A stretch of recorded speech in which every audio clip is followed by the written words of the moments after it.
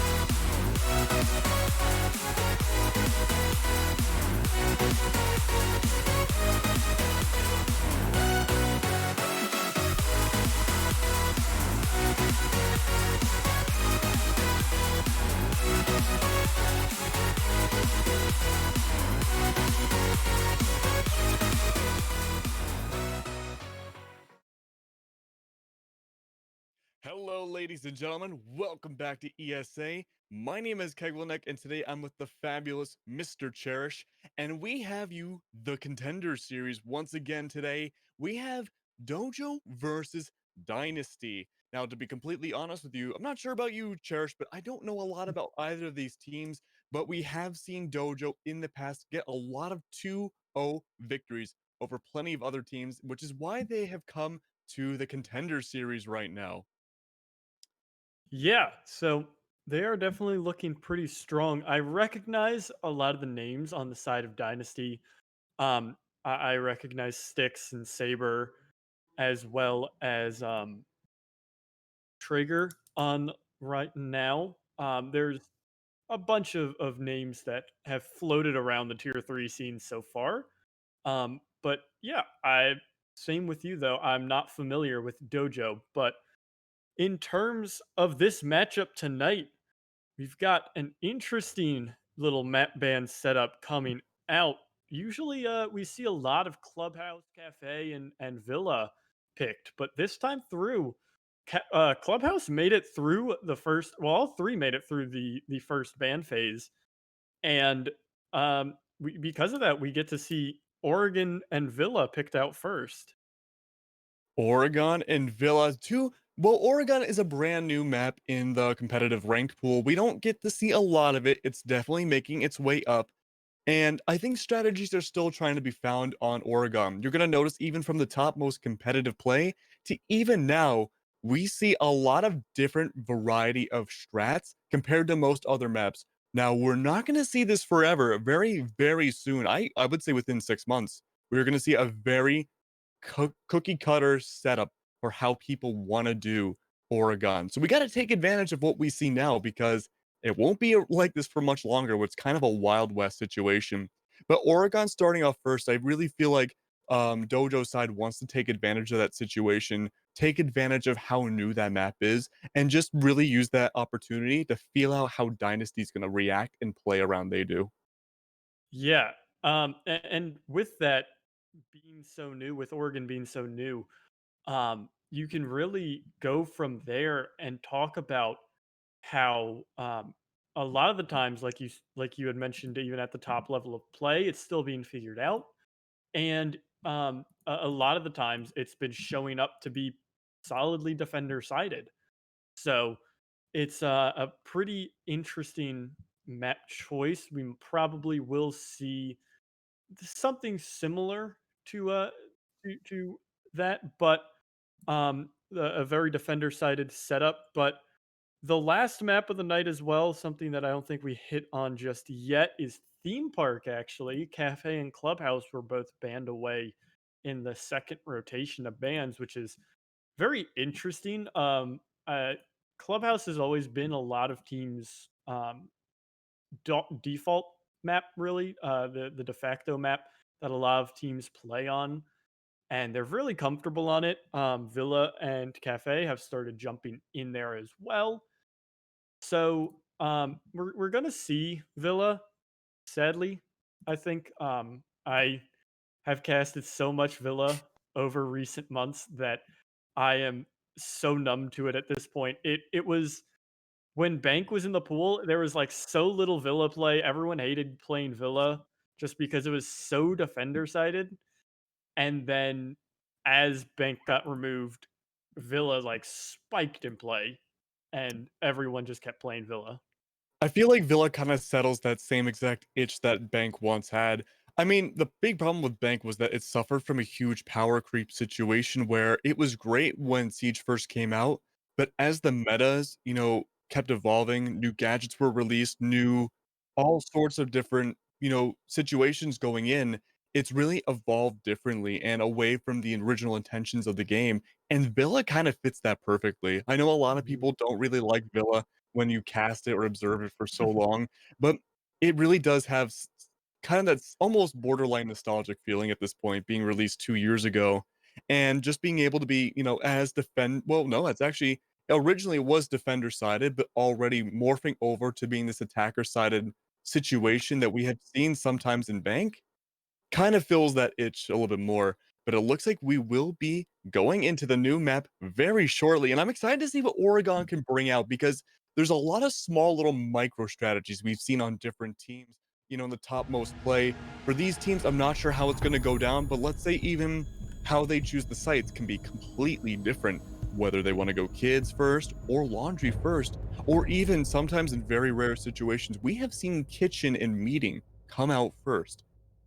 Yeah, and even last night when I was casting Oregon, it was both teams started out in one of the kitchen sites. I think one started dining and then the other started meeting.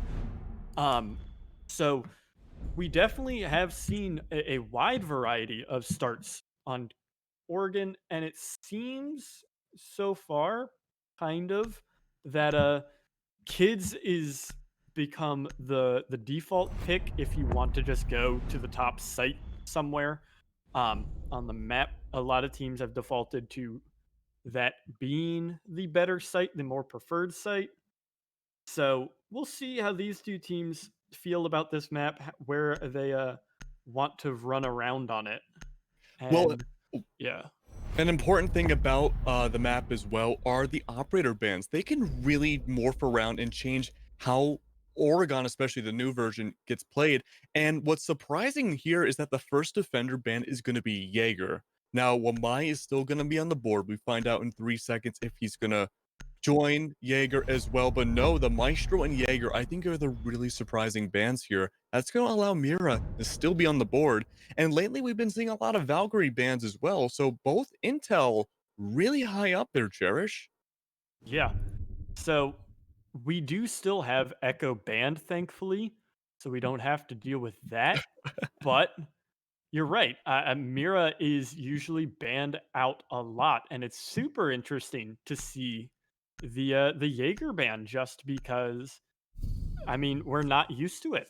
It's be I think someone did a stat total of last season's pro league, and out of the major regions, Jaeger had like a 97% play rate.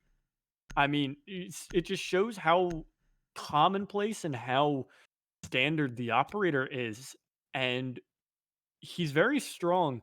I know, well, in general, but on kids, Attackers need to he does locate really and well defuse in this bombs. attic area to shut down on that lip that you can see just at the top of your screen.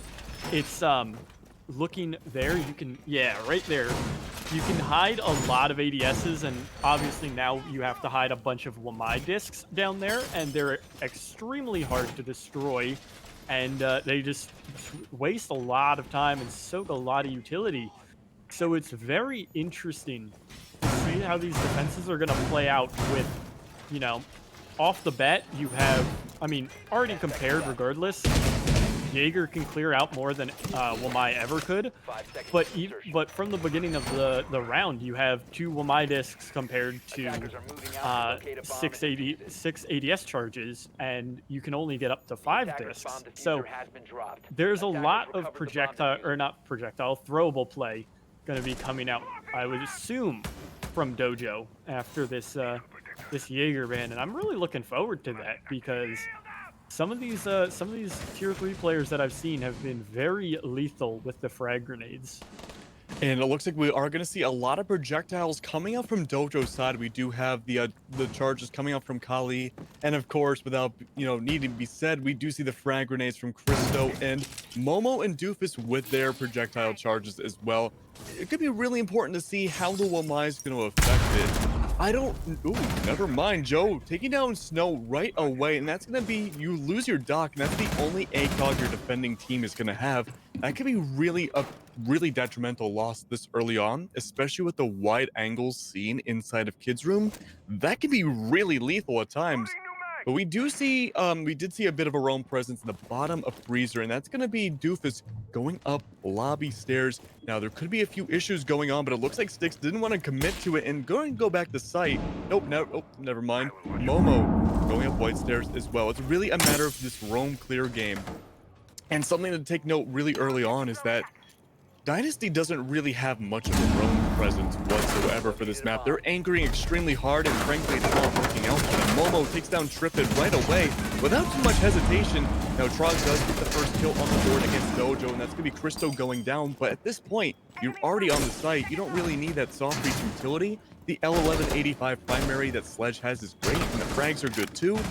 At this point, just let the guns take over. Located by attackers. That's going to be dope. Oh, yeah. Man, that was such a lethal attack. I think they only lost one. They did. Man. Yeah, that was a very interesting defense from Dynasty's side. I'm not really sure what they were expecting. I think Dynasty's plan of action was to really look for a much slower attack, and they weren't really expecting too much resistance, or I guess they weren't expecting so much resistance on the attic side. So when they did push into tower, there was really nothing in the way for, that tower wall into attic not being open at all. And I think in response to that, we are going to see kids again, but instead of the Valkyrie pick this time from Styx, we are going to see the Kaid to electroclaw that wall and just kind of stifle off that push for at least a few seconds, and maybe have them consider go a different route where the roamers can take over. Yeah, it Defenders, could protect be your bombs from pretty being roam defused by heavy attackers. on this time through on kids. We'll have to see. But yeah, it is definitely lining up for a little more roam focus with Trigger here on the Mozzie. It's gonna be everything else the same though from both sides. Excuse me. So we're gonna still see Wamai pick. This map is gonna see probably close, if not definitely 100% Wamai pick.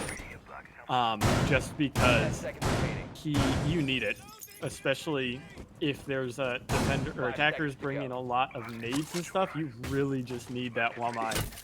So we'll see a lot of that coming out here, as well as Styx is on the Kaid and not the Valkyrie this time through. So we'll see now how he's gonna operate on this operator, as it looks like he's going active on the wall. He's gonna be trying to Kaid trick it, just because there's no thermite from Dojo. It is gonna be a Hibana play. So I mean, you don't really need from a lot of teams, from what I've been starting to see from Oregon, you don't really need a lot of hard breach, and you don't really need much more control than this attic side for when you attack the upstairs. You kind of just open this deep attic, and then you make any further pushes, you go through the main doorways that already exist and the windows and stuff. So getting this wall is going to be a trouble, as Styx is very active on it, but it's going to be up to Doofus to double impact him. He's going to lose no health and going to be able to not deny this wall, I think. I don't know if he threw a claw. No, he did not. So the wall's opened. Styx is forced off it, and this attack is definitely a lot more slow going. It affords more Wamai discs to be charged up. I think he's only got one more at the 1 minute mark, but this is a lot faster and a lot better feeling for Dynasty on this defense. Yeah, so something to note, like you said, Cherish, that Electroclaw did get an original set of Hibana charges on that attic wall, and it was Kaided out of existence. Unfortunately, though, that Hibana wall is not really going to do a lot, all things considered. But Cristo, because they did give up, control over the attic completely, Cristo does make his way through, and he has an angle inside. But Ashko takes down Momo right away. And that's going to be an important first pick for Dynasty. They're in a losing slot right now. Any picks right now are going to be incredibly important.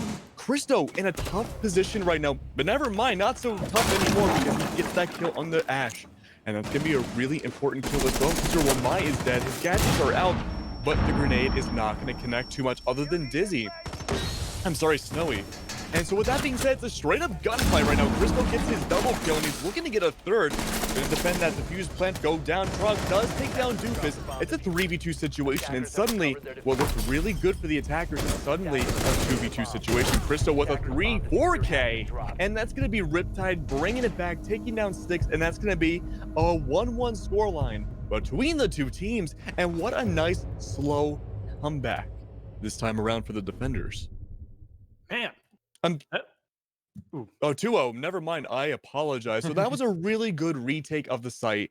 It wasn't looking good. I do want to correct myself. That it was looking great for the defenders for a while, especially that Kai trick. But once that second set of Hibana pellets went down, it was just a snowball effect from there. They just baited enough time for the rest of the attackers to roam around the site and just stranglehold Kid's bedroom, where the defenders really couldn't do much other than try to win those gunfights. But unfortunately, the mechanical skill, especially against Christo, just did not work out in their favor. Yeah, that was very it looked really good, and then Christo happened to just walk in and win every gunfight it took, Attackers it need to seemed locate like. and defuse It bombs. looked very in favor of Dynasty off the first pick, and then it kind of evened out. Um, and then Traeger denied the plant and got 2 kills, and it looked really good again for Dynasty. And then Christo, at that point, decided that he just wanted the round over, and he took it upon himself. So, we'll see if he can continue that magic coming into this round to continue the hype there. But this is an interesting play. So, not so much that there's a shield and bunker because that's 10 kind of seconds left become before the insertion. de facto play. It's been kind of the default play 5 rather seconds to go. for a lot of teams. But rather, Attackers it's are moving how out to locate a aggressive bomb and Trippy defuse it. here is going to be on the shield. Normally, you see it further back on the rotates so that you can rotate back out and defend with a lot of ADS is a lot easier. And then you can reinforce the rotate right after. But it seems like they're kind of using Trippy here as sort of just, once you die type of event. He's already gonna bail, and Snows finds the heart breacher with the pistol.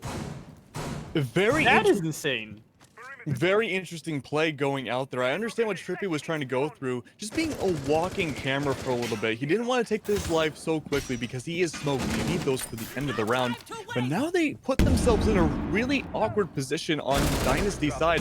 Ash takes down Riptide again, so never mind. The attacker's not looking so great right now. It's going to be just a back and forth raw gunfight, trying to get those positionings, but Doofus with a double kill, taking down Ash and Snowy. That's going to bring it to a 2v3 situation. Now, it's looking pretty good for Dynasty, but they're already in a loss right now. They need to hold on to this small lead. They need to win the battle and the war right now. Now, Trippy is still alive. He's hiding behind that iron shield again.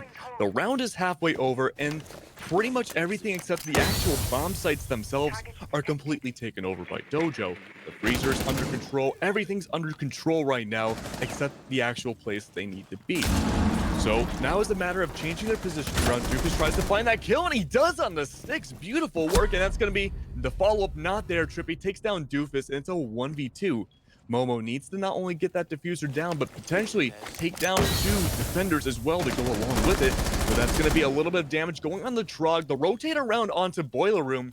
It's just a waiting game now. Momo has time to find where that diffuser needs to go and find out that Mozzie, but no, Mozzie retreats through Freezer, probably going to rotate around through Blue, and from behind, I'm not really sure where the coordination was, but Momo takes down Trippy. It's a 1v1. The site is completely naked, and no, Trog rotates around through main stairs, and that's going to be Dojo taking another round on the Dynasty. Cherish, my main question for that round is, what happened to the very end there? It seems like the lack of coordination and, frankly, maybe just a little bit of nerves on Dynasty's side is what's getting to them the most.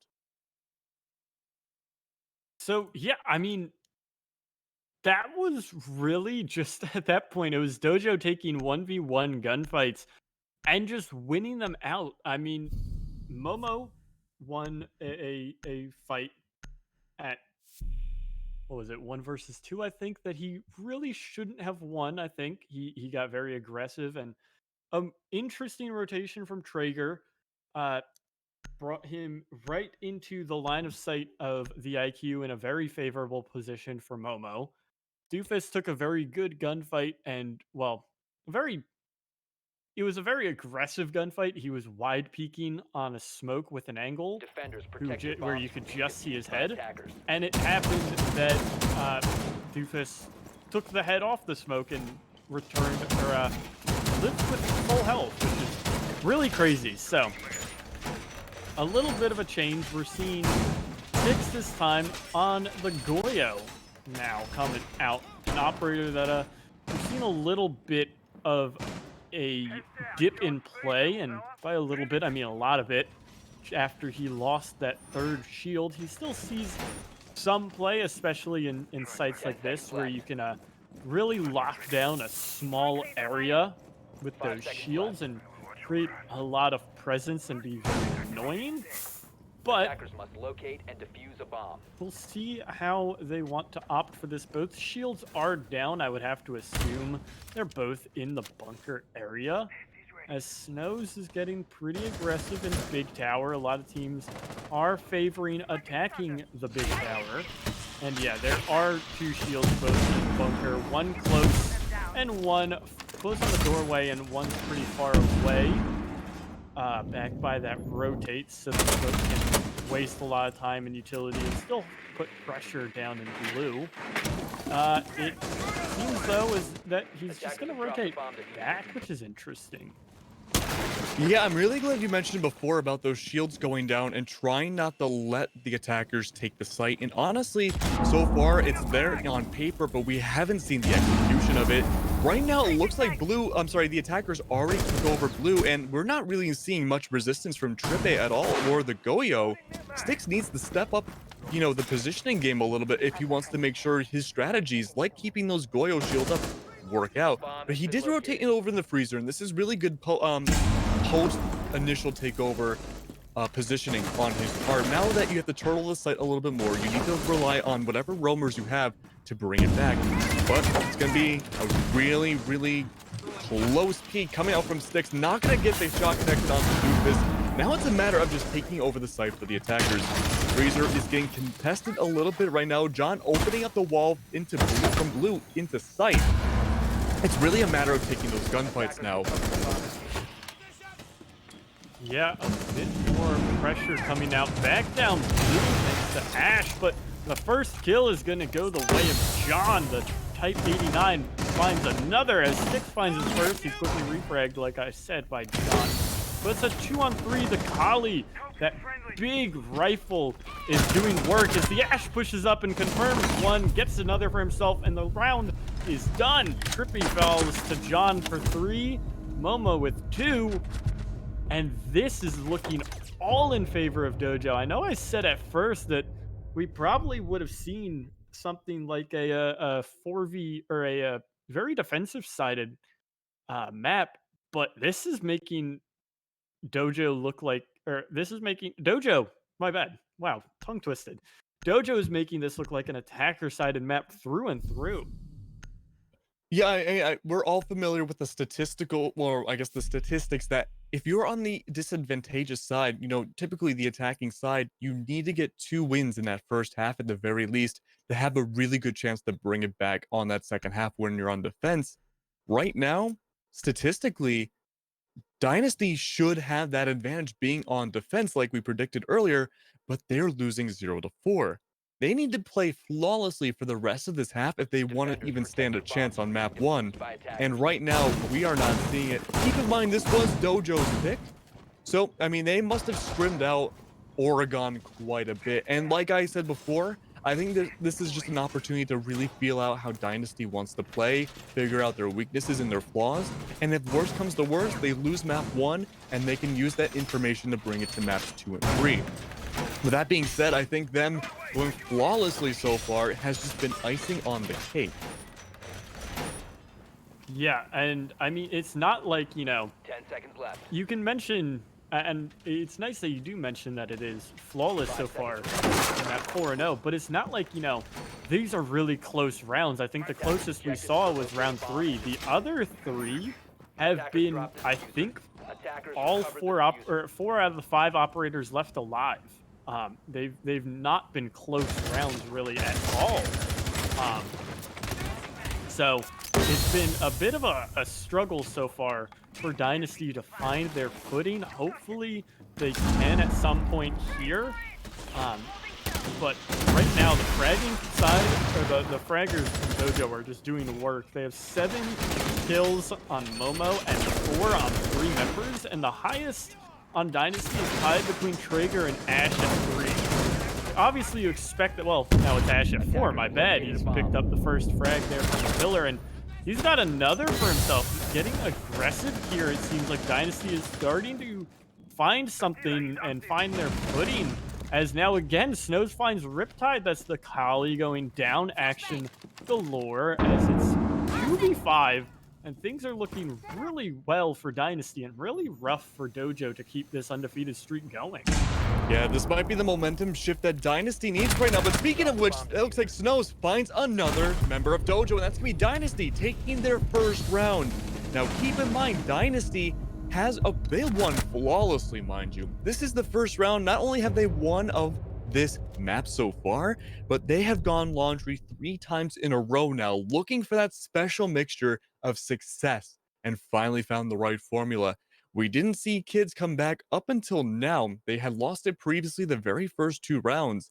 And I think they just played that execution very, very well last round. They gave up blue pretty much at an appropriate time if you had to give up blue. I like their strategy overall, even though it was really high risk, high reward.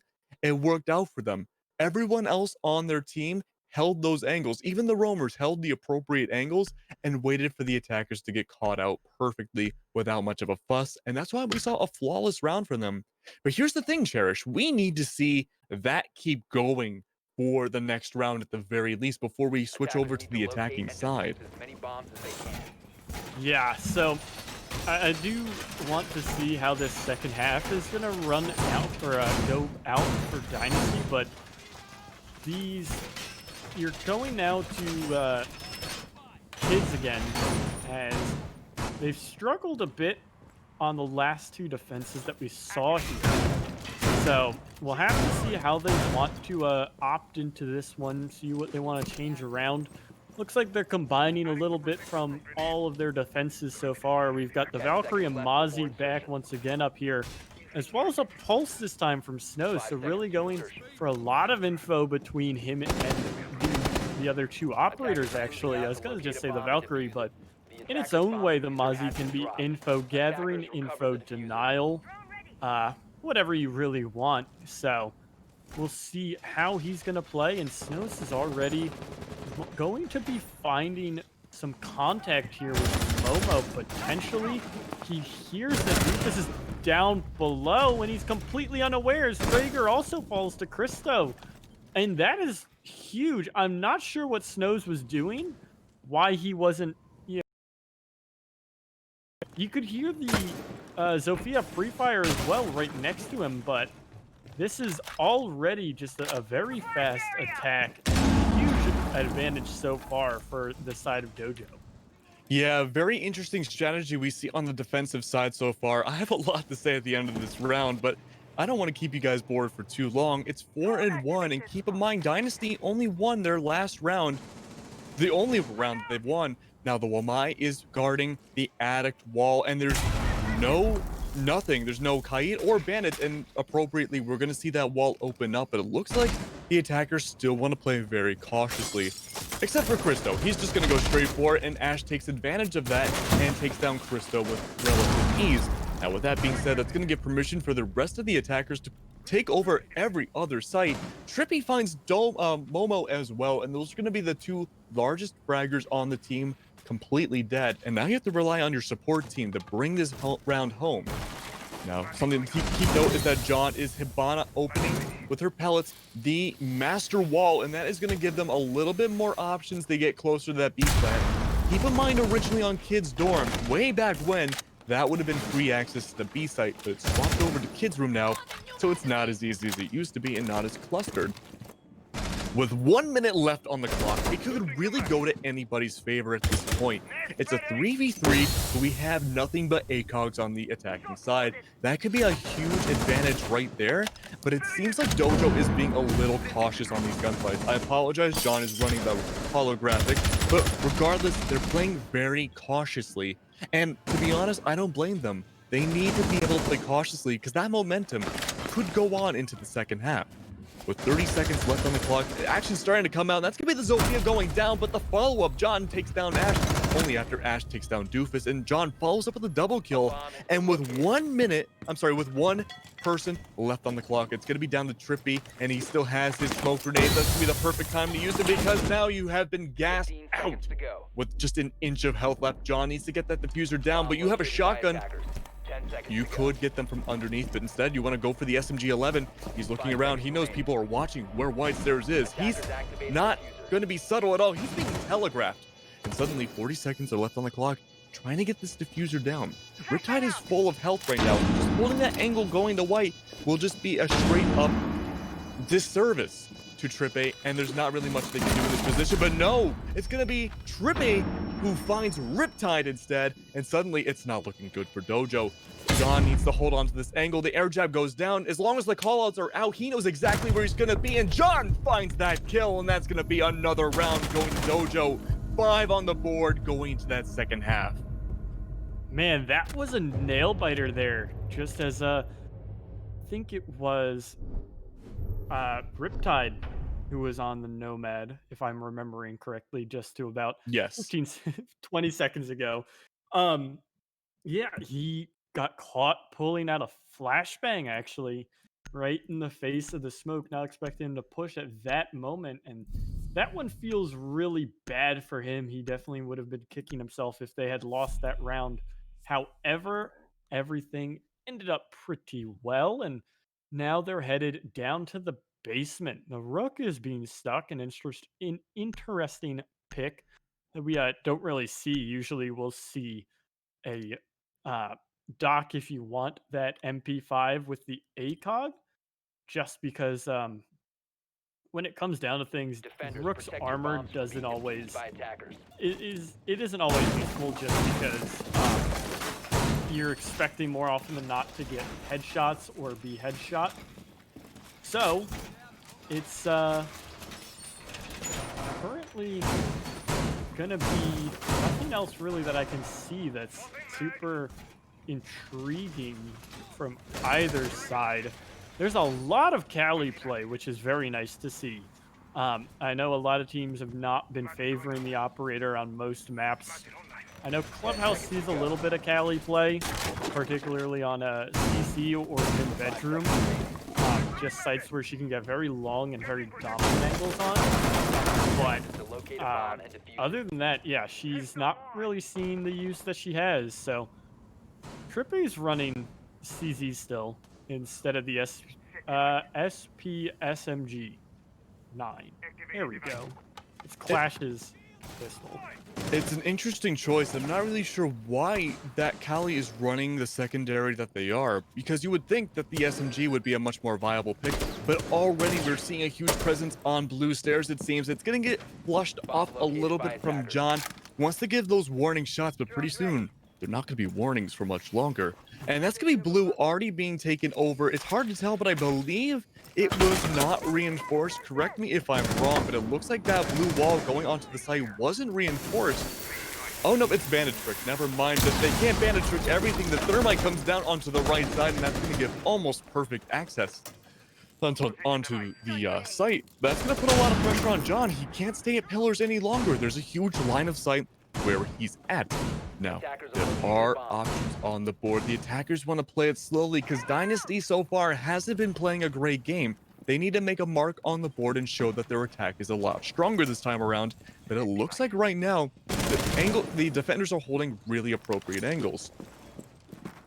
Very cautious on the rest of this attack, as though Dojo or Dynasty has gotten a lot of control already. But the first pick is going to go to Ash. As his namesake says, Ash goes burr, and he finds the first frag. Styx backs it up as well with another. Riptide is stuck between a rock and a hard place. In the hard place, he's going to find 2 frags. He's gotten that for himself as John picks up another trigger, finds Riptide right back at least. But it's the damage is done.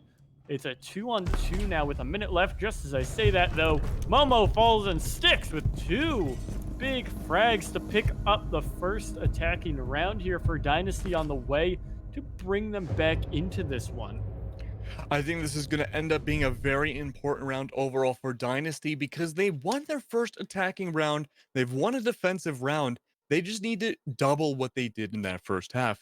If they can keep the ball rolling with this attacking streak, we're going to see potentially overtime, I think. But with that being said, I do want to mark that before we are seeing different initial bomb sites. We saw Dojo side start off on kids. I'm sorry, no, we saw Dojo start off on laundry, but we saw Dynasty start off on kids. So there are different philosophies of how to defend Oregon first, and it's a giant puzzle game right now. It's just a matter of, like I said, maybe 6 months from now, we're going to have a definitive A, B, and C format. But this kind of different expenditure of what they want to Attackers need to do locate and is defuse as many costing bombs as they rounds can. and allowing the other members of each team to just play off of each other and have extended coordination. That's what we need to see more. But going back to kids' room, I'm not really expecting too much of a crazy defense from Dojo's side. I thought the defense they had last round was really good, all things considered. It's just that they gave up on their positioning way too quickly, similar to what Dynasty did when they defended the same site not too long ago. So it's interesting that I mean, it was very, it was a very, it became a lot evener, a lot more even rather, after Attackers are Riptide moving out to swung locate a bomb out and defuse of the breach, but it was still, um, it was still very one-sided for most of that round from the side of Dynasty. So it makes a bit of sense that Dojo is going to move up to kids here. There's been a lot of shield play. Oh my gosh, they got 3 shields here on their side. They've got the usual Wamai and smoke shields, and they've also got a 3rd shield from Ella. So 1 in attic, 1 in kids, Attackers have and located 1 locking down this main hall area is very, very dominant from the side of Dojo. It's a lot of lockdown. We'll see if bomb located Ash's by attackers. Ying here is going to do much more dealing with that. It's interesting with how little Wamai, or little destruction there is. Denial, my bad. That he didn't bring the smokes and instead brought breaching charges. As Trippy's going to get in the first gunfight, take a lot of his health. The wall is opened. It's interesting that, yeah, like I was quickly saying, though, Ash has no smokes. He just has breaching charges. Very interesting indeed. I think, yeah, Ash, I guess, is just relying on those Candelas to do all the work pretty much.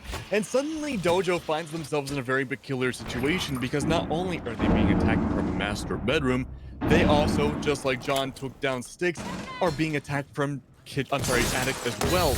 Now, it's a tough situation to be in, but it's going to be down to just holding those angles again. I do love how all the defensive side and preparation went towards the attic, and it turns out the first aggressive push just comes straight from master bedroom.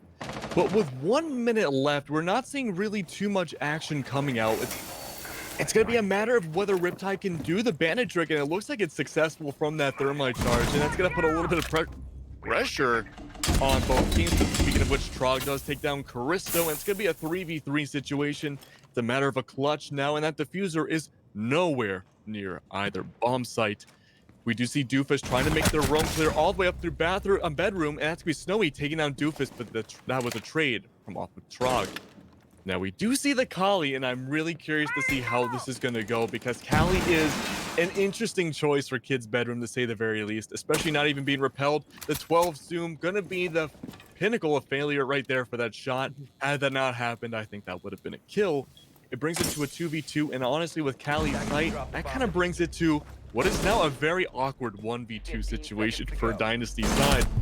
The C70 not going to do enough, and that's going to be Dojo taking round number 8 in their favor, and I believe that is going to bring them to match point for map number 1. Yeah, 6-2 here.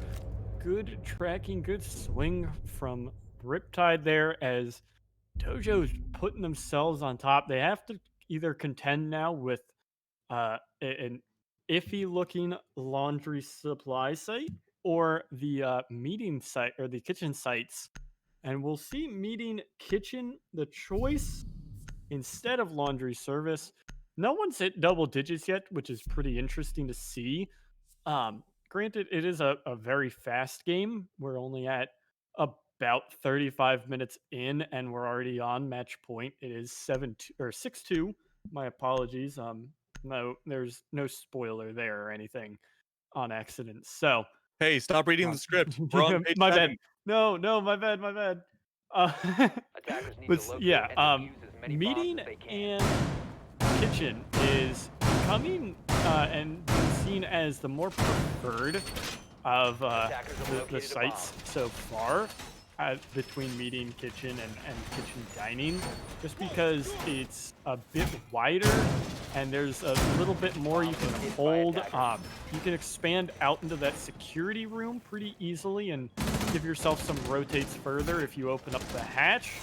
I don't know if we're gonna see Dojo do that here, but we very might well. Yep, there it is. There's an impact into the wall, as that's going to be opened up as well with that hatch. So it's a Attackers' objective very is to defuse wide a bomb. hold here. I also really like this. Is just a small thing, map design wise. Like if you look at the wall that they've been rotating through between meeting and kitchen, there's actually a little cinder block box that I guess it seems so random to be there, but it's such a nice little like understanding even from Ubisoft that they're just like as they are making the map, they're like, oh yeah, we intend this to be a rotate in some capacities. So it's very cool to see little stuff like that, I think. And really makes you realize that they put a lot more thought than some people accuse them of. But oh, the pre-fire! As I get away from map focus stuff, it's gonna be Sticks pushing down to get the refrag as Ash has fallen to his SWAT counterpart in Doofus there. And we're gonna see, oh, a Cade trick of the thermite charge, actually. That's really well done there by Riptide. Yeah, very interesting Kaini charge coming out there. That's going to completely stall that A push right there. And now, pretty much, if they want to push A, they have to go through Meeting Hall. I love the castle barricades placed down by Doofus. Unfortunately, Doofus was the first to go down after taking down Ash. But those placements are going to stall the attackers a lot to give a lot of coordinated breathing room to the roamers, if there is any. But it looks like Styx and company have taken advantage of that right now and have eliminated most of the castle barricades. I believe that second one just went down. Styx does find Christo as well, and that's going to be no follow-up, it seems. John does want to find the kills. He knows exactly where they're pushing from. That's going to be one against Trog, and that is going to be a 3v3 situation now. ACOG's on the board. Never mind. Momo takes down Snowy as well. Caster's Curse 3v2. It's going to be a matter of how you want to push the site. The Fuser's completely down. There is Momo hiding inside Freezer, waiting for that push-up. He hears it. He knows someone's there, but it's going to be the Zofia bringing the concussion mine, and Momo taking advantage of it, taking down Sticks. And again, your Kali is the last one alive. You don't want Kali to be the last one alive, because once you're inside, what are you going to do other than more realistically die? And that's exactly what we see at the end of map 1. Dojo winning it 7-2. You spoiled the script, Cherish. You spoiled the script. But you know what isn't a spoiler? Going to map 2, which I believe is going to be Theme Park. And Dojo, once again, Villa. But once again, Dojo on defense. But yeah, overall, I think Dynasty had a really rough game 1. There was a lot of options that they could have potentially laid out. I just think what made it their teams work for those first 2 rounds was, well, their only defensive round was won because they just did the same thing over and over again until it worked. They literally smashed their heads into their monitors until they got it to work. When it came to the attacking round, I think they really just took advantage of expecting an attic push and then just completely rotating around that.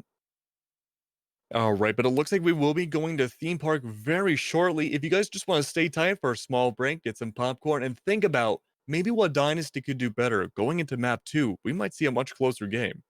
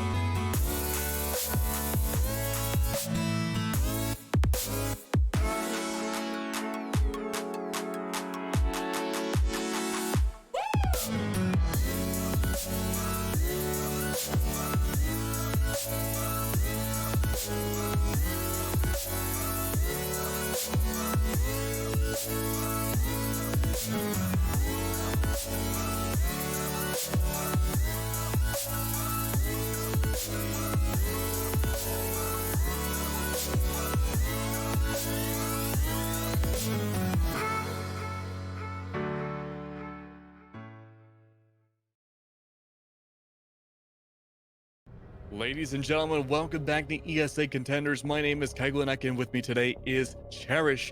We have you map number 2 between Dojo and Dynasty going to Villa.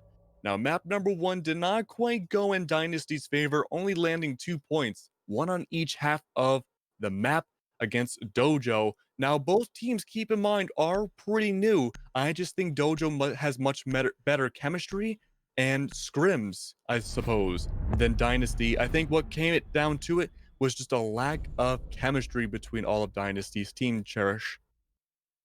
No, yep. So it definitely did. I know we mentioned it in a couple of rounds. It definitely looked like it was very rough going for Dynasty. There we go. That's the team that was struggling a bit on their cohesion and stuff. So we'll see if they can pick it up here on their map pick of Villa. It's funny to note, I think, during the map ban process, Dojo went to ban a second map instead of accidentally picking because of the way the maps picks go out. And they went to ban Villa. So it definitely seems like Dynasty's comfortable on Villa and really wants to stick it to Dojo, who don't seem to want to go here. So we'll see how things will work out.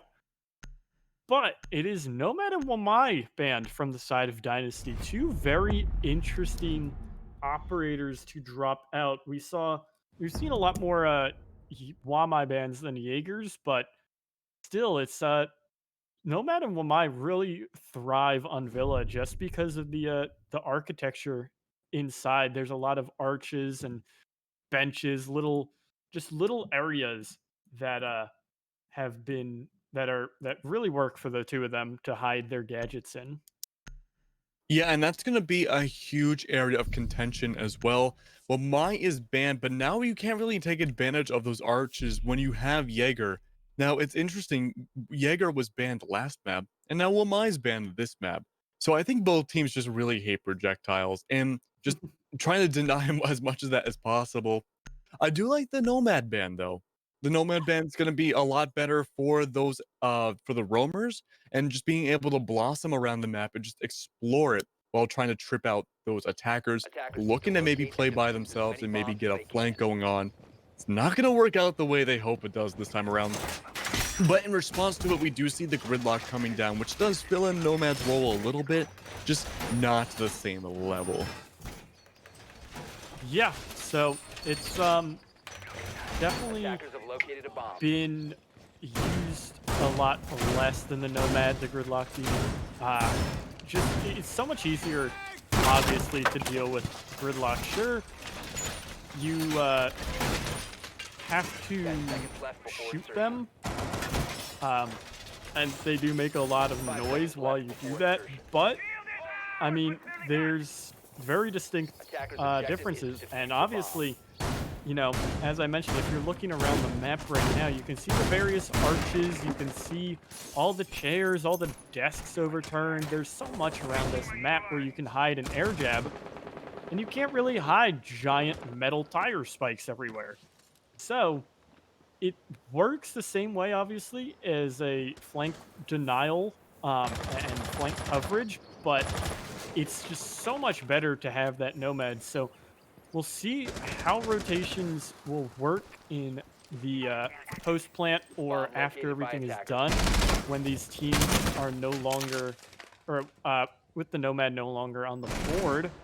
But already the first engagement is coming out. It's going to be Ash and John, as John goes, no, John's going to get Ash, actually. Trippy found Doofus for the opening frag, though.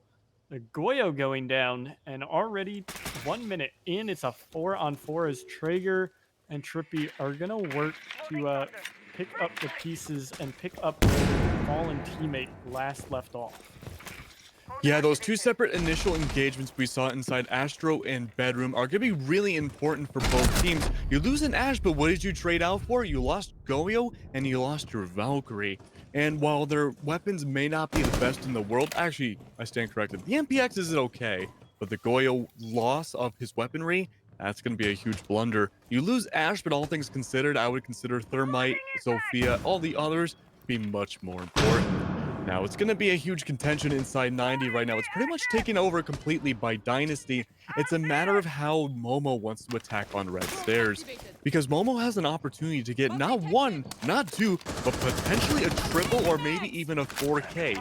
Keep in mind, he's limited by now the spikes, but also his SMG-11. The Nomad has a really good intuition, knowing that, hey, probably someone's flanking from here. And look at that, going down, that is going to be Trong taking down Momo.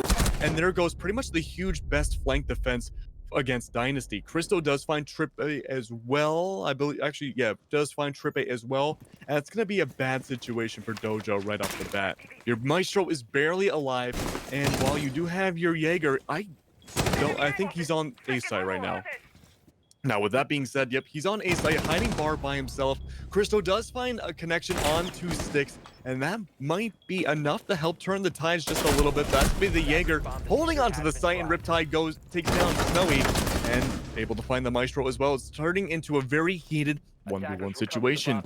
15 seconds left on the clock. You do have the diffuser, but you got to plant it down pretty soon. The Jaeger's going to take advantage of this and just hide out. He knows exactly where that IQ is, and now it's a matter of just bringing it home. Gonna go for the pre-fires, not gonna connect any bodies whatsoever. Gonna go for the safest possible spot for that plant, and that's gonna be the Jaeger taking the long way around, finding that IQ and just having a little bit of fun with that headshot. And that's gonna be Dojo through a very emotional roller coaster, taking round 1 over Dynasty in map 2. Yeah, a good start now. A big thing to note as of late, particularly Aviator Games, has gone a lot more towards the attacking side. It's been a bit of a struggle for teams to defend, but that time it works out as everything is locked down specifically by Cristo, doing work with that Maestro LMG alongside Riptide there at the end. And now Dining Kitchen is actually the choice, not Trophy Statue, as a lot of teams opt into and a lot of teams choose, as it's become a lot more commonly chosen as a site, particularly sites in the same vein as it would be Reading Fireplace on Cafe, or what else would there be? I'm trying to think of the other one I like to use. The point is, it's sites that you can hold from up above and then fall back to anyway and still have the site downstairs. So you hold Dining Kitchen very similarly to Trophy Statue anyway. And it's essentially you have to attack Trophy Statue and then you have to attack Dining Kitchen all in the same round, whereas you know, if you lose, say, the Trophy Statue area on a Trophy Statue site, oh, cute little smile. Thanks, Cristo. If you lose Trophy Statue on the Trophy Statue site, you lose the round most likely. If you lose Trophy Statue on Dining Kitchen at, a minute 30 in that same time frame, you still have a minute 30 to fall back downstairs and hold out down there. So it's a very lengthy and cumbersome attack that the attackers have to go through. And having just 4 men up alive now, it's going to make it that much worse. Ash is also down to about 25 here, trying to get into a gunfight and even things back out, but Trippy has fallen, the Gridlock goes down, and Ash is also down now by a C4, so this is really big from the side of Dojo already. Vertical play is the name of the game. That Ash going down is going to be huge, but what's even worse is that Trippe is already dead. You'll lose a lot of flank potential with those spikes never being utilized. Styx does find Cristo, however. It's just a lesion. A lot of fragging power off the board, but it's a 4v barely 4. And it's going to be Dojo holding onto the site as much as possible. Now, keep in mind, those defenders are holding the top, like you said, Cherish, the top of Trophy and Astronomy, because if you can get that vertical play going down into Dining, You are all set for the site. Now, just taking over that vertical play is going to be really important, but it looks like we're seeing a little bit of a horizontal push as well from Sticks, trying to find out anybody inside of the pantry going into the site, but no, the answer is still no. Trog, the IQ, is having an interesting conversation with the rest of the map as well because Ash finds Momo. But is it going to be enough? It looks like the answer might be no.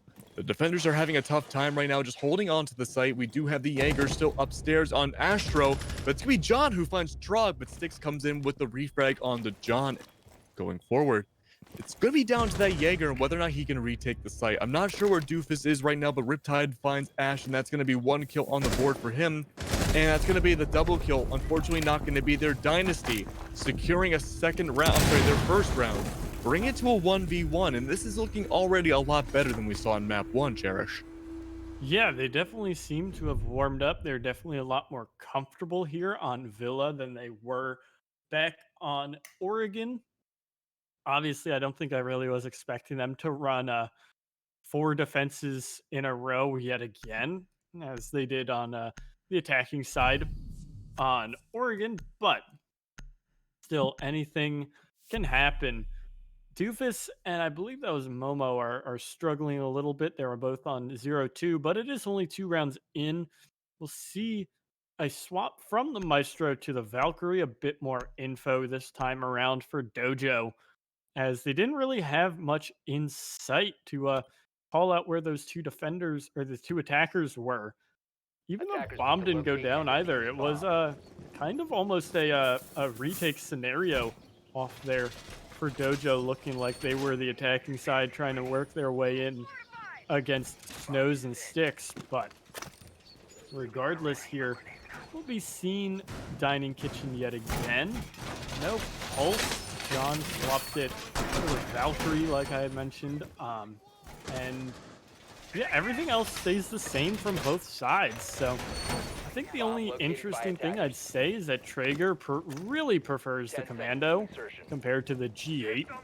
The G8's been kind of 5 the seconds to insertion. everyone's favorite weapon all of a sudden, and it's very much hated by a lot Attackers of are moving people. to defuse the bomb. It's become kind of like a ranked weapon, some people just call it. So we'll see how well. I mean, Traeger's been doing work on both maps with that Commando as best he can. But this map already, like you said, A bomb has been back located. on that point, it is looking a lot better than Oregon, and it's looking the same way that the last 5 rounds of Oregon looked compared to the first 4. The first 4, it seemed extremely unmatched. These last 5 of Oregon and the first 2 of Villa looked like completely different teams playing. They look so evenly matched, and they look very solid against one another. So we'll have to see how the rest of this one plays out then. And I'm looking forward. I mean, it's a very slow attack. They're not even attacking upstairs just yet. Yeah, the attack overall is playing much slower. Never mind, as soon as I say that, those Sticks finds Momo, and that's going to be your mute off the board. He used his gadget already, but that late game frags could have been really important, but John finding a double kill on the Sticks, and no, not going to, oh no, I'm sorry, not able to fall off all the way because Riptide finds another one on the board. Dynasty again in the struggle bus right now, trying to find a way to just barely get inside the villa itself, and they're struggling so much. It's going to be down to the Thermite and the Gridlock. Now, keep in mind, Trippe has died pretty much in the beginning of each round so far. They only have 1 kill on the board. So that flank potential that we were talking about in the prep phase, not really seen yet. It was seen a little bit in the beginning of map 1, but that was, I guess a confirmed kill. That was the only success we've seen from it. But right now, the defenders have the entire map to play with. It's only a matter of time that one goes below on Redstars into the basement and utilize that full map rotation safely to take advantage of it. There we go. Riptide going around. John finds the C4 on the Trippe, and that's just down to Snow, who does find Bristow. But that's going to really telegraph exactly his positioning. That's going to allow someone like Riptide to blow all the way again without any contest around the map. But we're not going to see that because Doofus secures that final kill, allowing Dojo to take this lead on the defensive side. Man, very solid defense there that time through. Looking a lot better despite what the the attacks. Well, even though Stick started with the opening frag, it looked a lot better thereafter. So, trophy statue this time through is the choice, as Aviator Games looked like a big struggle for Dojo. They got very close and only got kind of lucky that um, it was Christo could mow down two people with the Maestro. Again, speaking of the Maestro 2, the Valk 6 pick is opted into here, as well as a Goyo picked up by Doofus.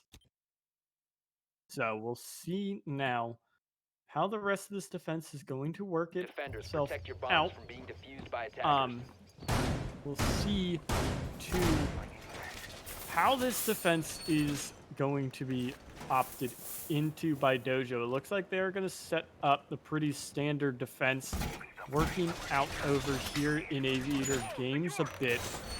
So, a lot of the time, the most successful defenses on Villa have been these types of defenses, where you extend further out into the other sites or the other rooms of the map.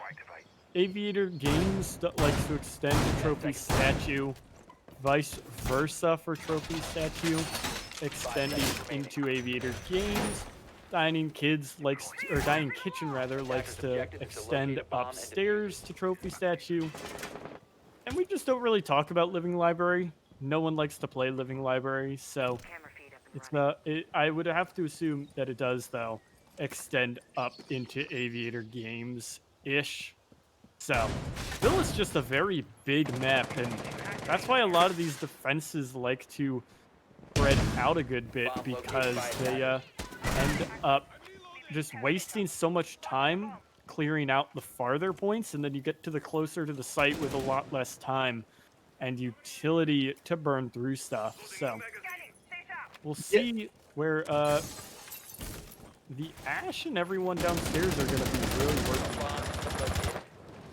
Yeah, that utility burn is going to be really important, especially on Trophy, more than any other site on this map, specifically because it's such a hard time. It's such a struggle to just push onto the site itself. Already, we see Christo on that Kai just walling up with those electric claws, the entire only reinforced wall that you really need to worry about on the site. That's going to be a huge issue right away, because it looks like there's no real utility on Dynasty's side to take care of that wall. However, I could be wrong. It looks like he's going to fight through it and maybe go for the impacts above.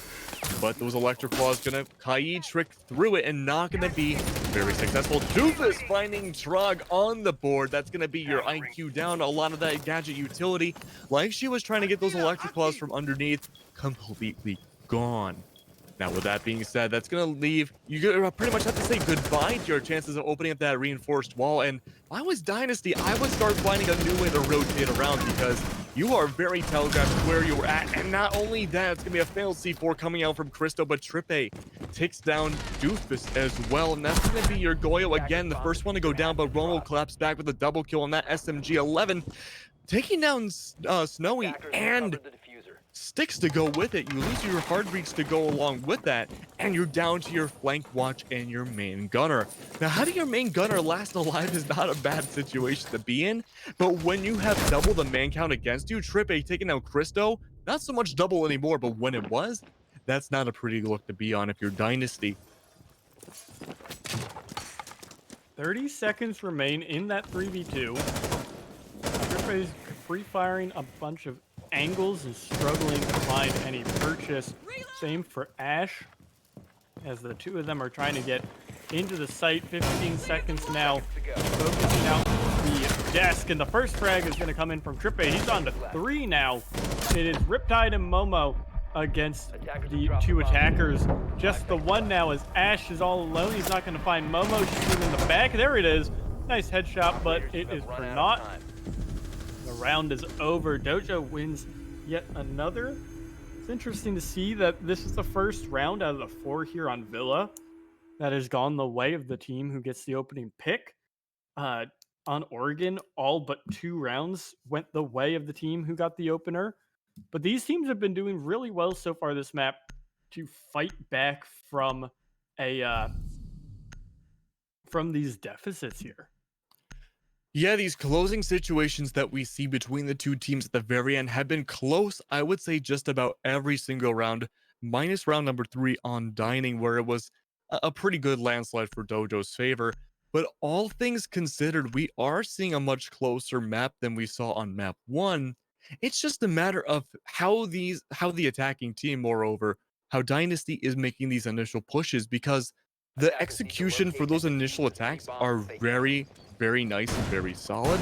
It's just once that opening pick comes out, like you said, Cherish, it's just the snowball effect of what do I do? How do I rotate around? And it seems like every pen on paper strategy they have just goes out the window. And either they play for picks or they're scrambling for the rest of the round trying to figure out how they can get back into the map and go to the site, but from a different angle. And it seems like they really don't know how to coordinate them rotating around other than the strategy they may have pre-planned. 10 seconds remaining. Very much. This is interesting seconds left already. before Looking forward to seeing why that wall Attackers is are moving out to locate a bomb and defuse it. study was opened up. I know I've seen it before where teams will play with an ACOG looking down there, but we're not seeing that ACOG brought by Dojo. And there's not a ton of focus here from Dynasty on study. It looks like they're very focused on dealing with these defenders around the backside of things so far. And now it's just a very slow attack as per usual. You can't expect much in the first couple of seconds of the round. Players are just getting into Attackers the have located a building at bomb. each point here. But now it is Doofus and John hanging out, I believe, alongside Riptide. Maybe just the two of them now. Astronomy's completely empty. Riptide is back in sight. So we'll see the wall get opened with no denier on it. As now it is once again Ash to find the first frag. He's not going to see Doofus hiding in front of the statue here.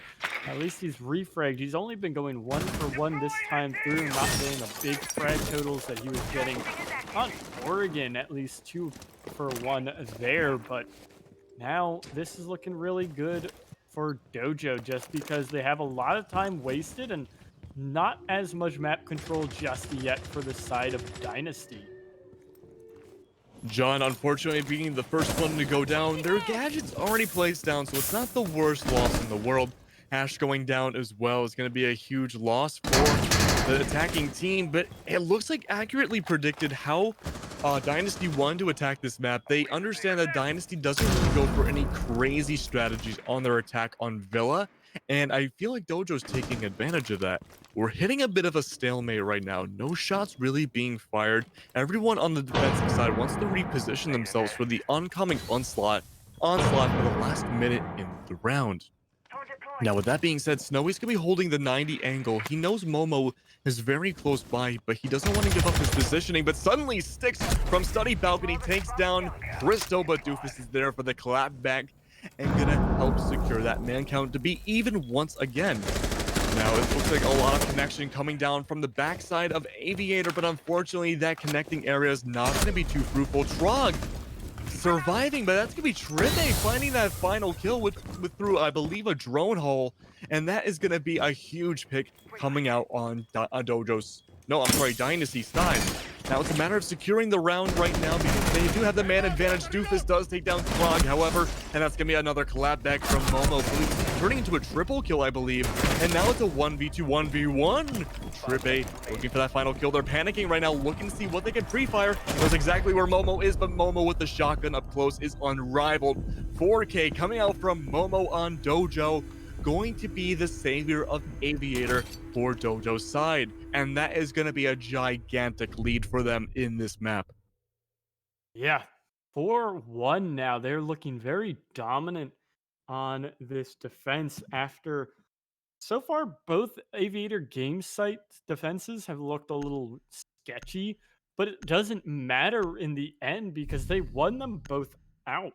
They're also now down to Dining Kitchen, which they're so far 1-1 on, but since Trophy Statue and Aviator Games are locked, you got to go here at some point, and we'll see. Excuse me, for this last defense, how they want to opt into trying to Dojo both trying to extend their lead and Dynasty trying to salvage this half here. So Attackers need to we'll locate and see defuse bombs. the mute get picked as well in place of the smoke from Momo.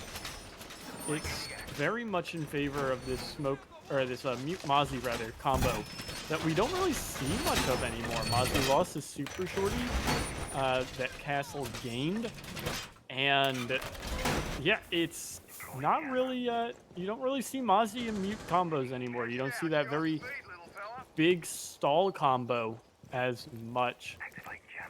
So it 10 is seconds to insertion. very nice to see the pairing come out again and stall out a lot of this drone work that has been pushing Dojo out Attackers from are up moving top out to here locate a very bomb. quickly. And we'll see then where Momo's going to position himself. Usually the mute does sometimes go roaming with the Mozzie, but not this time. It seems like Momo's going to be holding down the fort downstairs and using that C4 vertically. Dash charge went somewhere. Not sure particularly. Oh, it opened up a key wall, actually. That's really bad that that wall wasn't reinforced. Yeah, that's gonna be pantry wall. That's gonna be pantry wall reinforced, and you know, Cherish, it's also really kind of sketchy that, like you said before, they kind of not reinforced key walls, and they haven't reinforced pantry wall yet whatsoever. So I think that might be part of like their master strategy to kind of leave these obvious walls open for Dynasty to bait out and open up and kind of force their own hand into a strategy that Dojo can play around. Now that is some kind of galaxy brain strategy going on, but it's working somewhat out in their favor. It's gonna be Sticks finding out some action, but Christo clapping back, finding Ash, and that's gonna be your Ash once again going down. Not without a loss though. Trippe also gonna be in a DB on O state, and that's gonna be a double kill from Riptide, taking advantage of that, and suddenly Dynasty is without the majority of their manpower. You lost your hard reach, your soft reach, and you lost your flank. What are you gonna do? Riptide goes down, but at what cost? Trag taking some damage, and that's going to be still a huge disadvantage for them. Now, again, we talked about this before. We're going to see a huge vertical game being played on Dining Room, because that's all you can really do to effectively take the site for the most part on coordinated teams going up against each other, and it's not looking great right now. Dojo does take down Trog, and that's going to be Sticks, the last one alive. Can he do whatever he can with 1 minute left? He finds on 90 a little bit of action. He is incredibly low on health, and suddenly soon he's about to be surrounded by various bodies. You can see that roamers want to play a little bit slowly. They're not going to underestimate Sticks too much. He's 5-4 right now, so he is a very good primary gunner, especially on that Zofia. It's a force to be reckoned with, but they're going to make that rotation downstairs through red stairs, and that's going to be John and Doofus waiting for them to be caught out. Unfortunately, with 30 seconds left, there's really not much you can do other than press forward and hope for the best. He's going to pre-fire, but not going to find too much, and that is going to be Dojo once again winning another round in a row. Going into the second half, it's not looking good for Dynasty and Cherish. I know we were hoping to see that map 3 on Theme Park, but it's really looking like it's going to end here. Yeah, 5-1 now.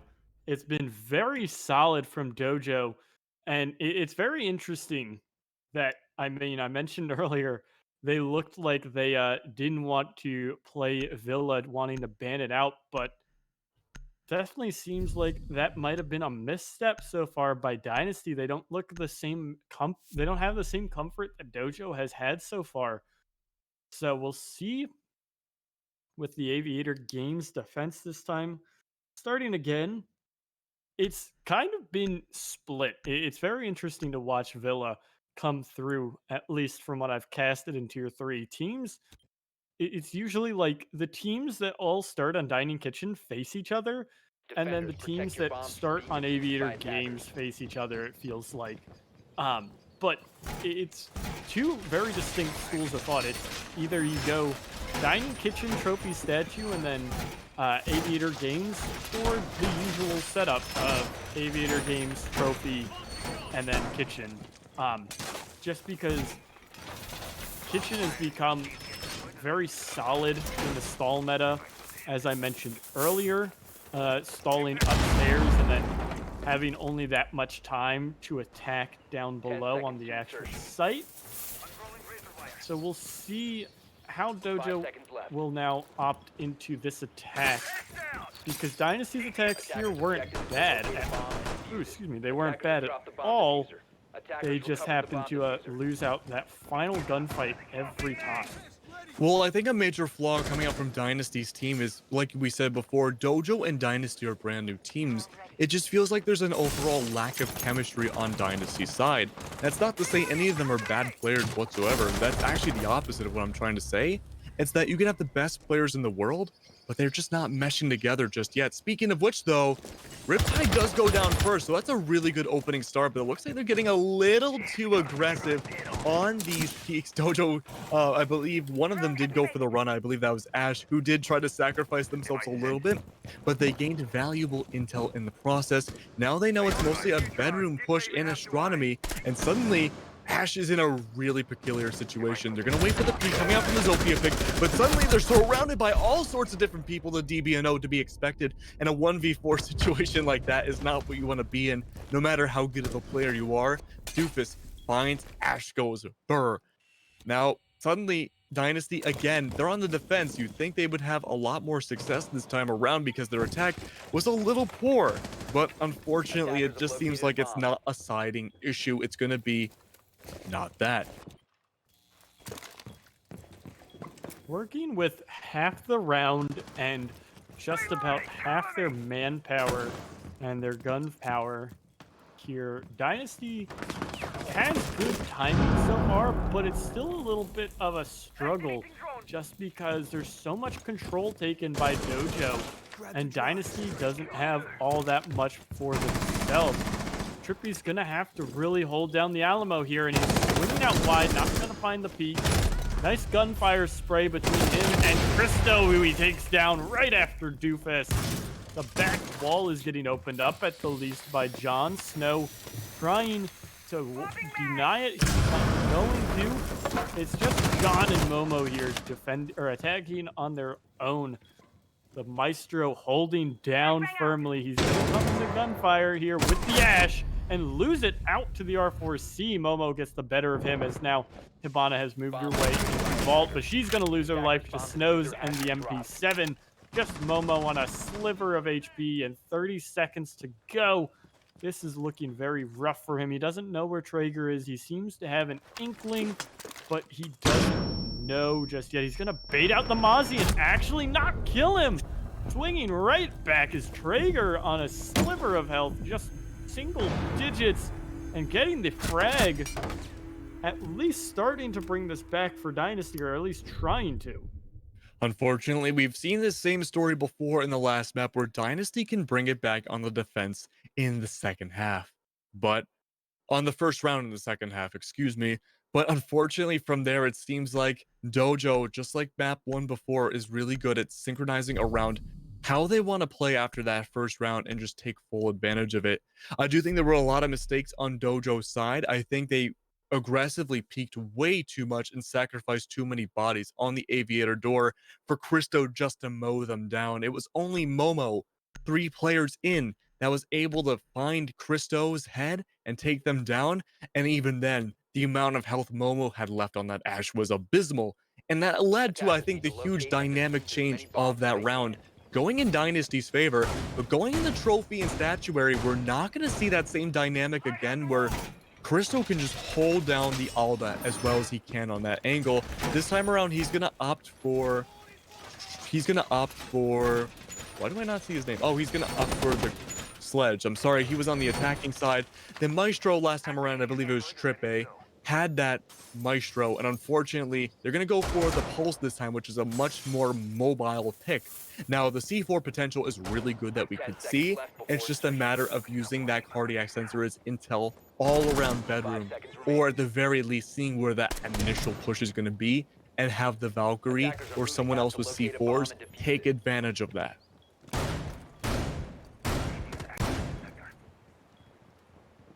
So far, it's been pretty slow going. These attacks are pretty similar, at the least. It's a lot of backside focus on the Aviator games and a lot of kitchen focus here on Trophy, Statue, as well as Bedroom. Dojo, Riptide and Momo are going to work to find Trippy here, who's keeping himself pretty quiet, as C4 is going to miss out from Snows, not do any damage to anyone, not get anything, as Momo is going to push his SWAT counterpart of the Pulse. Not going to find any damage. Almost finding the Pulse. Trippy is going to get in the first gunfight, lose half his health, but no! Just going around the corner at the worst possible time is Momo losing sight of Trippy as he rotates all the way back upstairs now. That is very good from Trippy to waste about just over a minute of time here from the attack, as well as make it out with his life. He did lose half his health, but still, at least he's not a corpse. He's going to trade, in fact, with Momo. Really nice job from him. And that's a whole lot of just being worth in general. Snows and Doofus both go 1 for 1. Ash in favor of the Sledge, being Ash Go Burr and not Ash the Operator. And it's a minute 15 to go. It's a 3-on-3, pretty even. Yeah, the two FBI operators taking themselves...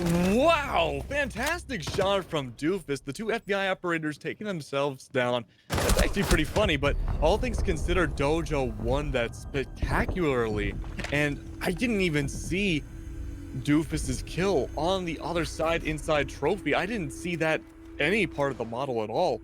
But what a fantastic play, and just overall playing coordinated and just suffocating the site out, and just making sure the roamers had no idea where to go once those initial picks went down, like you said.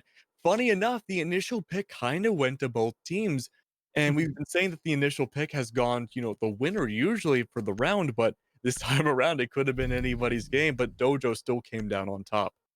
Yeah, at that point, since they traded, I guess you do just have to sit there and say, yeah, the trade went to the winner. So it doesn't matter who it ended up being, but 6-2 again for the side of Dojo. They are looking very solid on both these maps so far, as our first Yana is going to come out here in the 18th round of play between these two teams. Round 9 here on Villa. Yana's an interesting pick. I really am a fan of her.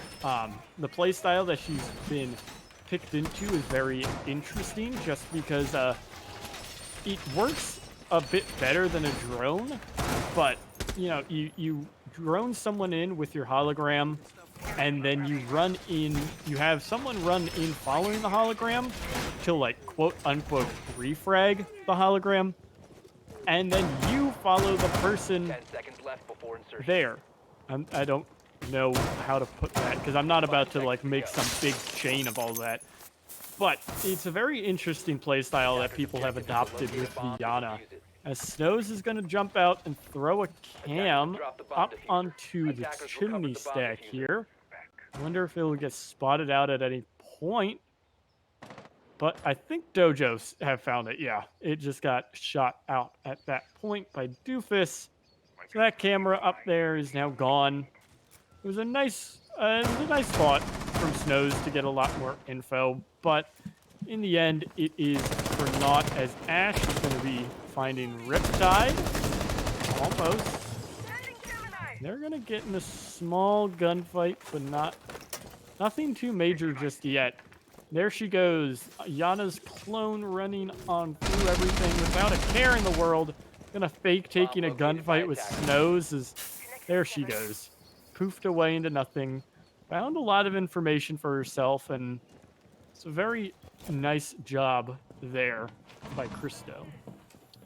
Very nice indeed. I do think Yana might be one of the best operators in the entire game, especially on the attacking side, but I'll save that for another time, because right now Bathroom's heavily contested. Snow finds Doofus, and that's gonna be your Zofia off the board. You do still have the G36 ACOG on Christo though to help take it over. Now, the frag grenades are going to be important as well, but not as important as the MPX kill from Snow onto Riptide as well.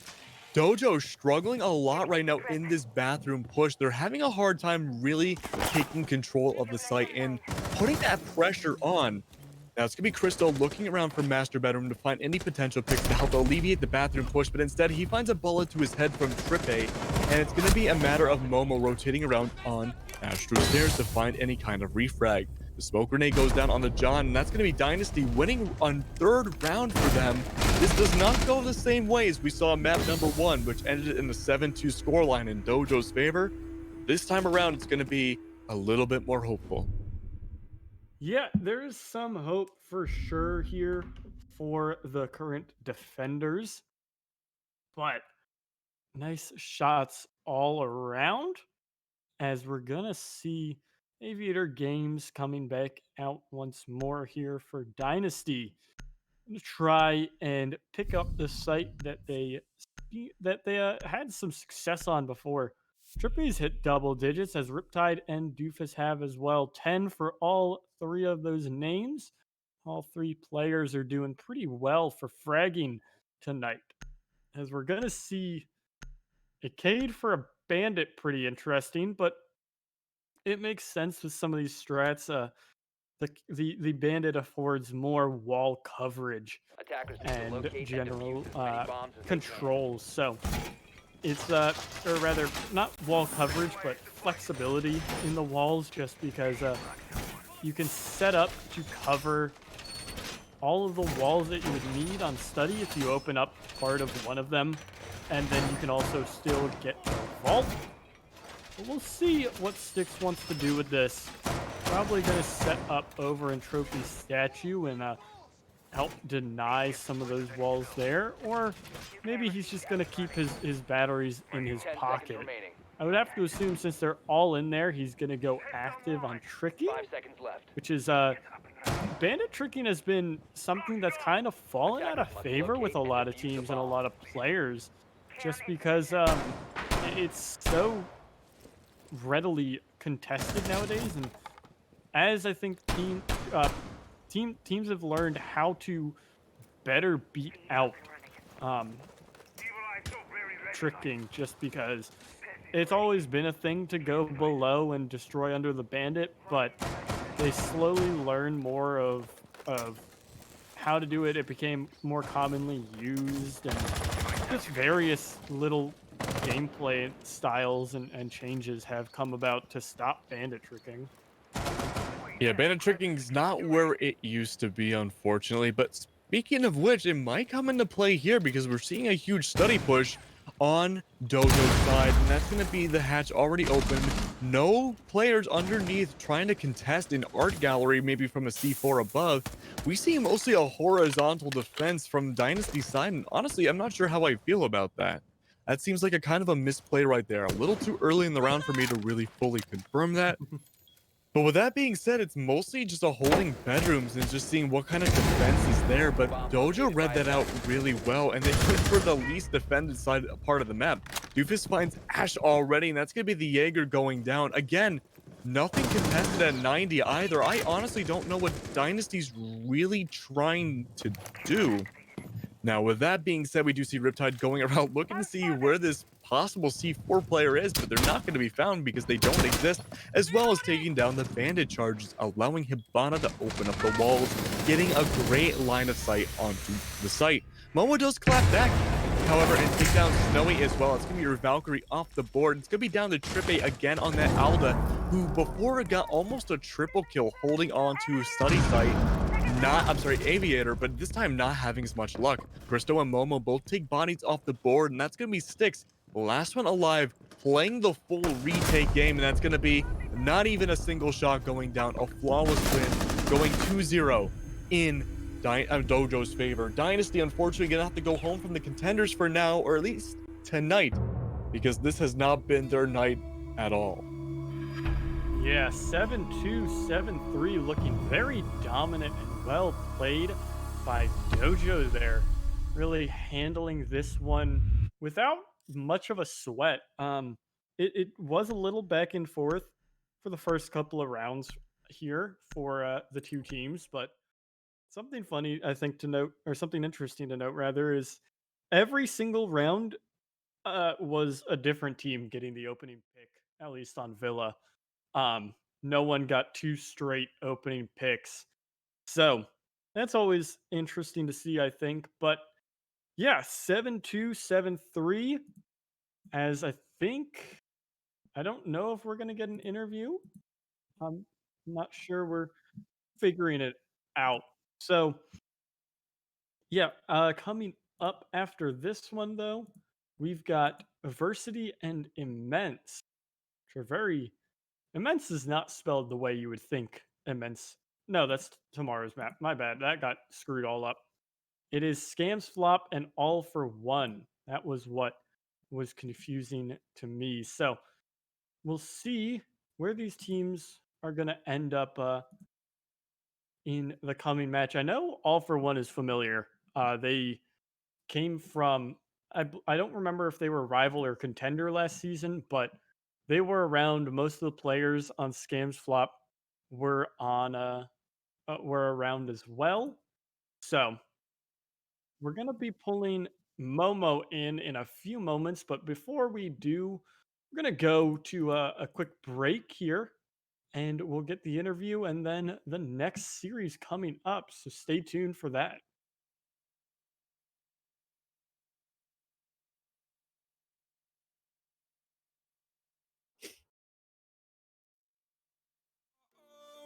Broken alone, I feel the rain Yep. crashing down all around this empty town.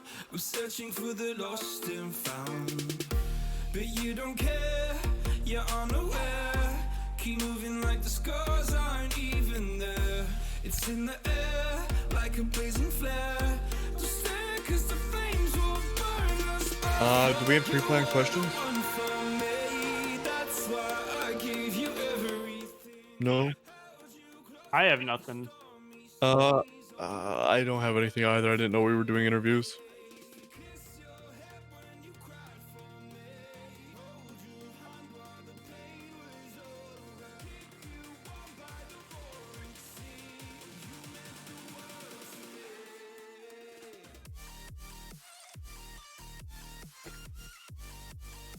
I can do the interviews.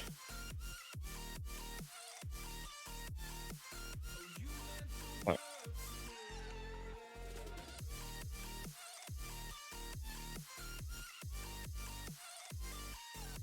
Yep. Sounds good. Let me just.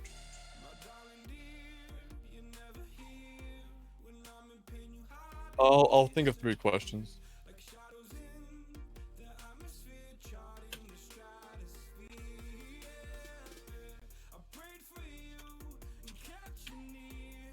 Okay.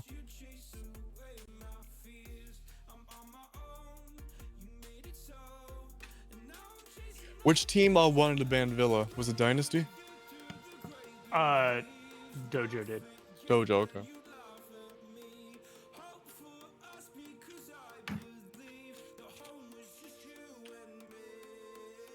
It's in the staff channel. Someone moves.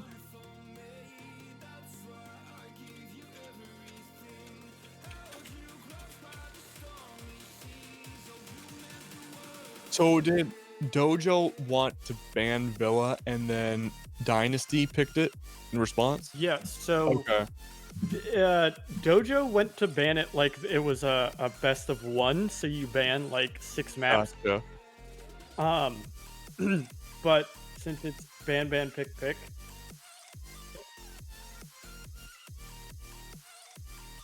Hi, how are you?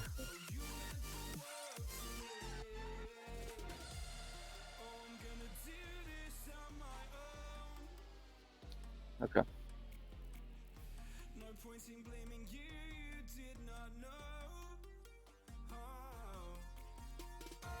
Yeah, I know. Which? Oh.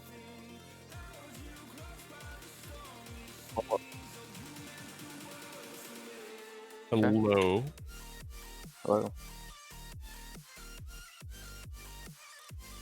Okay. Gotcha. No, we're good. I'm good. Hello. Hello.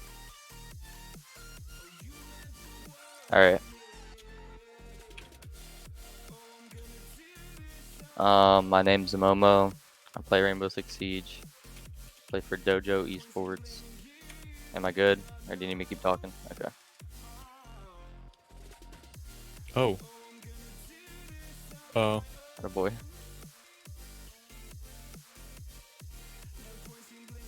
How much longer do we have on our break? Oh, okay. All right, sounds Alright. good. Okay, how's my hair? Gotcha. Yeah.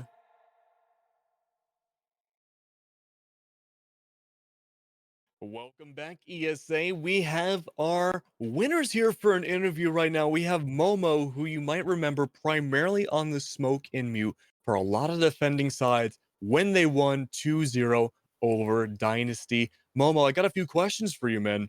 So, how long have you guys been as a team? Because we weren't really sure when we were casting.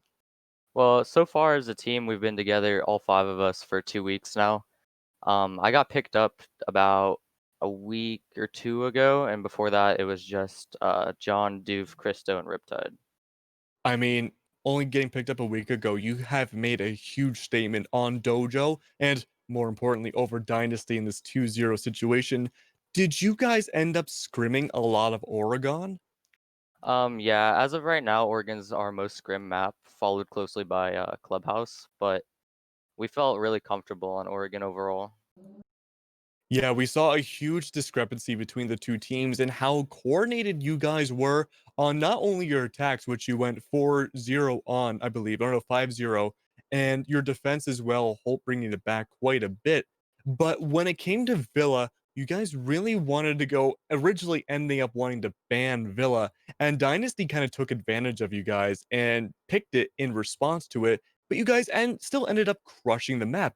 What map would you have preferred instead of Villa? Well, I know for a fact that Villa is one of our least scrimmed maps, but we do have some throw it together kind of strats. We probably would have rather had Cafe or Clubhouse, but we knew going into Villa that we were gonna have to pull some crazy stuff to win it. I mean, the crazy stuff we saw in that map was fantastic. I mean, the Ash and Pulse trade towards the very end was pretty funny on our end. But my last Yeah. question for you, Momo, was Dynasty did not end up winning very many rounds, but there were some rounds that obviously they did win. Did you guys ever end up worrying at all when they came back winning those rounds? Were you afraid of a snowball situation? Or what were the comms like? We weren't necessarily worried. We were more worried about making micro adjustments to counter their attacks, or in some cases their defenses. And then I believe you guys saw that the counter adjustments ended up working in our favor. And whenever the counter adjustments work in your favor, you can kind of, stay calm. You don't really have to worry about much. Yeah, I mean, from our spectating, from our point of view, there was no real moment where anyone on Dojo's side was actively worried or panicking in their plays. And I think those micro adjustments, like you said, Momo, were the top-notch reason why I think you guys won over Dynasty in the way you did. But once again, Momo, thank you very much for coming on today. Hopefully, again, we can interview you very soon. I'm sure we'll have plenty of more to say for Dojo Esports going forwards in ESA. For sure, for sure. Thank you guys for having me. Appreciate it. Absolutely. And with that being said, we'll be going to a little bit larger break than we just had while we get about 20 to 30 minutes while we get the other teams set up, while I can finally go to the bathroom and drink some coffee, and we finally get to see what's going to happen in the second set tonight on ESA Contenders.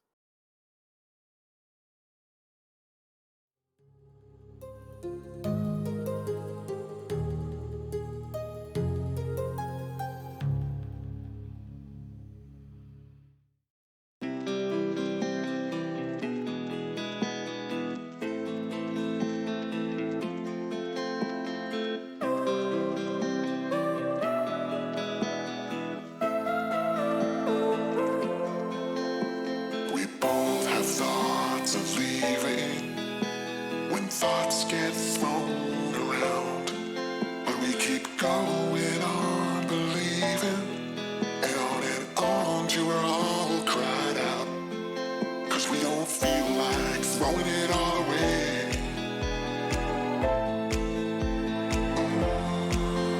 We don't feel like it.